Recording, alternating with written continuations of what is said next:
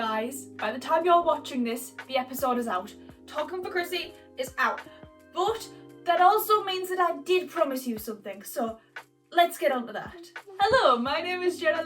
Welcome to Jennalou Creates, my little YouTube channel, my little corner of the YouTube, of the internet. So if you haven't seen my most recent video, that was my university final major project, the pilot episode of Talking for Chrissy. And the video before that was a vlog. It was a vlog just like this one, but it was the introduction to Talking for Chrissy. I was telling you like the behind the scenes before I started making it. So I did promise you I was going to make a part 2, and I did. This is the part 2. So Talking for Chrissy part 2. Last we left off, we did the table read. We finished with the table read. That's where I left you guys. But what we're gonna do is I'm going to take you on a timeline of, let's just say, somehow I was able to fully edit Talking for Chrissy in 7 days. I don't know how. I may have lost my mind in the interim. Maybe. But I did it. And Talking for Chrissy is out, and I want to show you all of that. So a lot of this video is going to be voiceover Jenna because I've been tired and I've been stressed and work. But I brought my tripod and my camera into every single day of the edit suite, most days, and I filmed it all, so you guys can see me suffer. But that is everything. And I will see you at the end of the little montage thing to close out. And let's just get on to what's first. Foley, we're going over to the voiceover studio. So with Talking for Chrissy, I wanted to make the episode sound as immersive and real as possible. So while I sent off my voice actors to record their lines, I booked out a voiceover booth on campus to record some Foley. Luckily, one of my producers from another project, Emma, offered to join and help me spend a day recording as much Foley as we could. And let's just say that sometimes brought a few laughs with it. Right, so yeah, pretend you're Dexter. Yeah. You've got blood on your hands.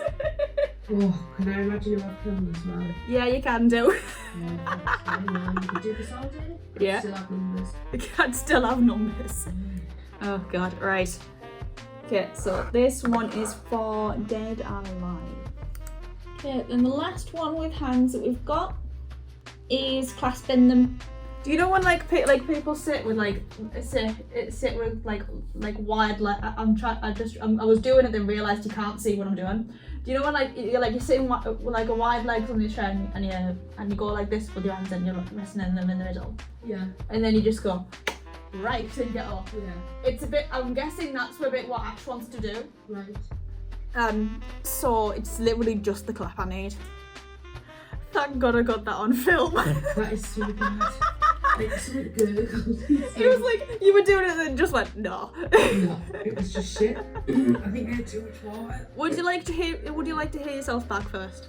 Yeah, why not? It's just for the crap. It did sound a bit strange. That was just a goal.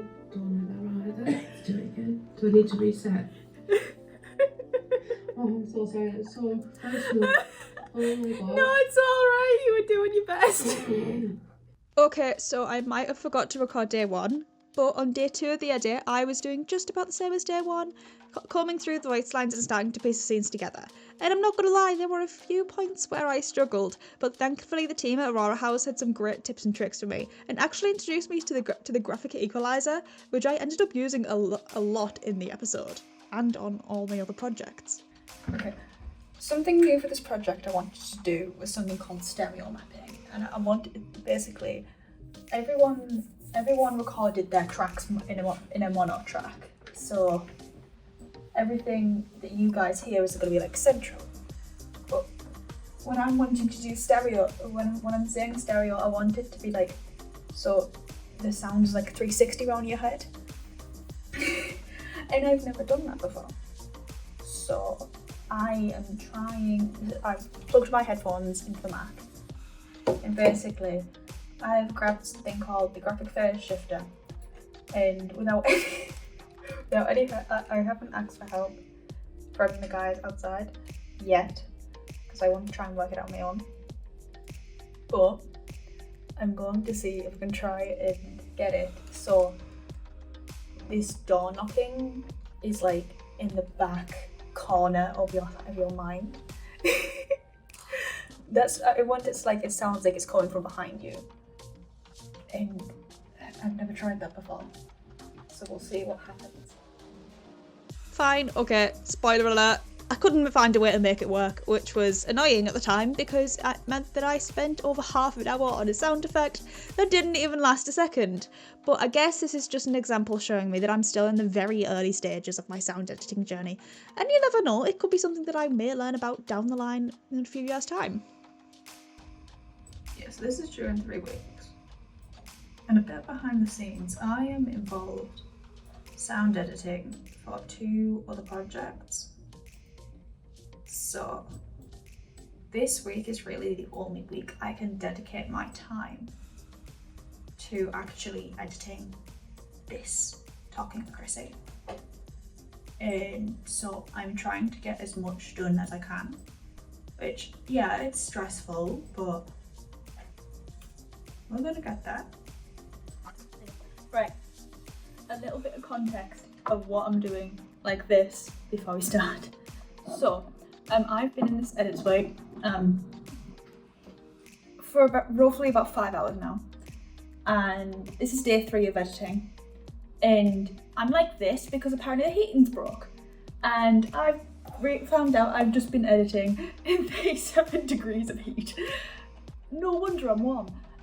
But I've now edited together scenes 1 to 3. I also edited scene 8 on day 1, but yeah.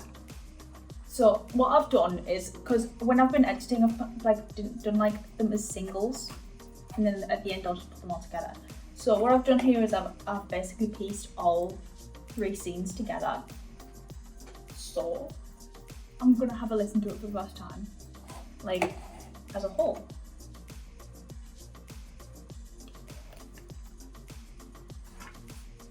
Okay. It feels weird hearing the script being made turn into an audio drama. It's so cool.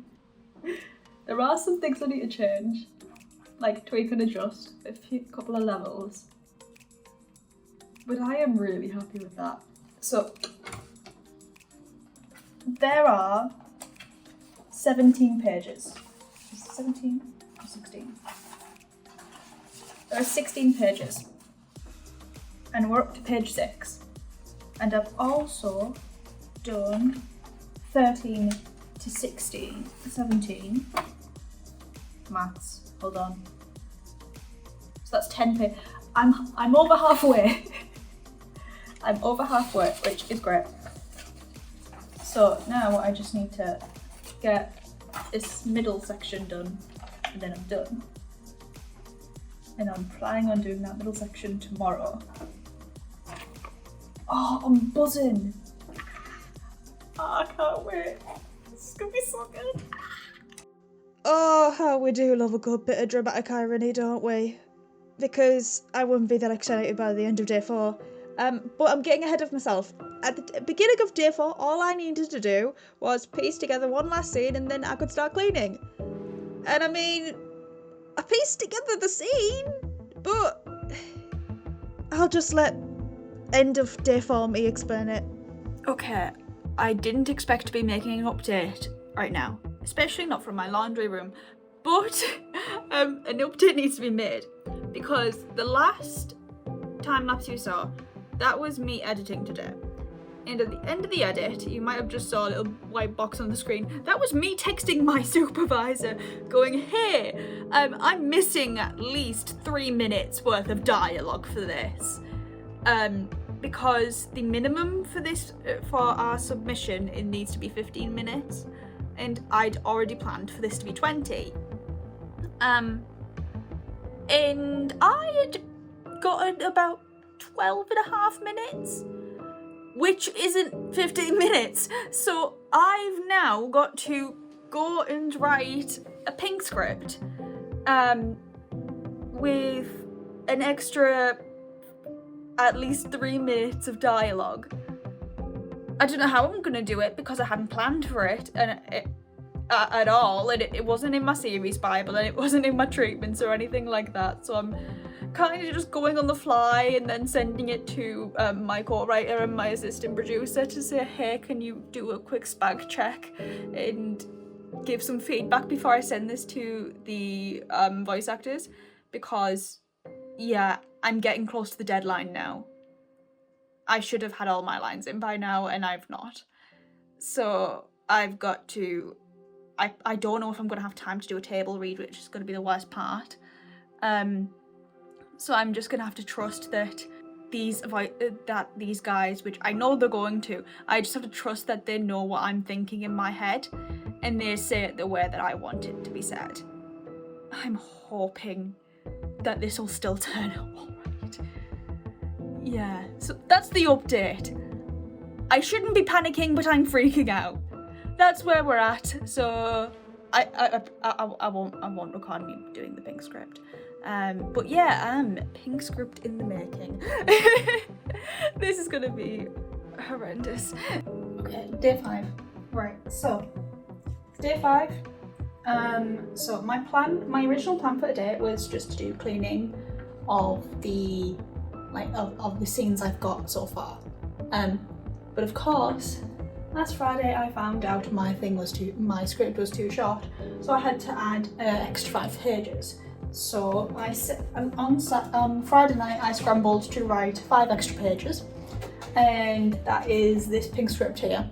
The only problem now with this pink script is that I don't have any planned sound design. So, and to make sure I'm on track with things, I'm kind of going to have to wing it a bit. So I've got 5 pages worth of script to do today. I'm still waiting on one voice actor's line, so I start on page 20, so I can do 3 pages today. 3 pages out of 5, and we'll see how we go from there. My voice actor's deadline is tomorrow, so I've just sent like a little cheeky announcement to poke them into doing their lines. But as soon as I've got everyone's lines, we are so close to being done. But as soon as that's all done, we can do cleaning and everything, and then I can start getting sorted on my other project as well, because I'm on 2 other projects. So let's get started. I just thought of this while I was taking a quick break there. You guys have been seeing a lot of footage of me being on this page, and I haven't actually explained what it is. So basically, before I can start putting things together, I need to decide which lines I want in. So for the 5 pages of lines that I sent, this is Will's, and who plays Charlotte. And for the 5 pages of lines that I sent Will to record, and Will has sent me back 7 minutes. And I know for a fact that my script won't take 7 minutes of just Will speaking, which basically means that Will's given me multiple takes. So I like to call it Jenga or Tetris, because I will take my favourite parts from each of the takes and literally just put them together in a way that will make it sound seamless, as if she's just saying it for the first time. So that's basically what I'm doing now. I'm going through pages 17 to 22 and choosing my best lines. And that's it. This is really the last clip that I've got from the edits. It only took me like 1 more day to finish off the edit, and then it was all done. And I just want to take this time to thank the Teesside University and the Franc Roddam bursary again. Without their support, I wouldn't have been able to pay my voice actors, and that was something I found really important. So thank you so much for your support. I hope you enjoy the episode. Bloody hell, that was a whistle-stop tour, wasn't it? Yeah, so after that last vlog, after that last little section, a few days later, about 2 days later, I released the episode. And yeah, that was Talking for Chrissy. I've never been so stressed in my life, but yeah, it's still the most fun I've ever had. I really love Talking for Chrissy, and I hope you guys like it too. And now this, I need to tell you guys this, because it's my channel, so I have to. Guys, if you have no clue what the hell the last God knows how many minutes that was, whatever the hell that all was, go watch the episode already. Just do it. It's a little fun introduction to a murder mystery. Who doesn't love that? I've been watching Vera and Sherlock & Co. on repeat for the past 2 weeks so I could make this. I've loved it and I hope you guys do love it too. And if I am thinking about making the rest of the episodes. It's been on my mind. So, go watch the episode. Talking for Chrissy, it's great. It's only 16 minutes, it's not gonna take much of your time, and it's an audio drama. So you can do whatever the hell you want while you're listening to it. Go wash up, make your bed, I don't know, have your tea or something. And that's the end of this video. It was only gonna be me sitting on my bed, but I was able to record all of that. And maybe after all this, keep an eye out. I might have some bloopers.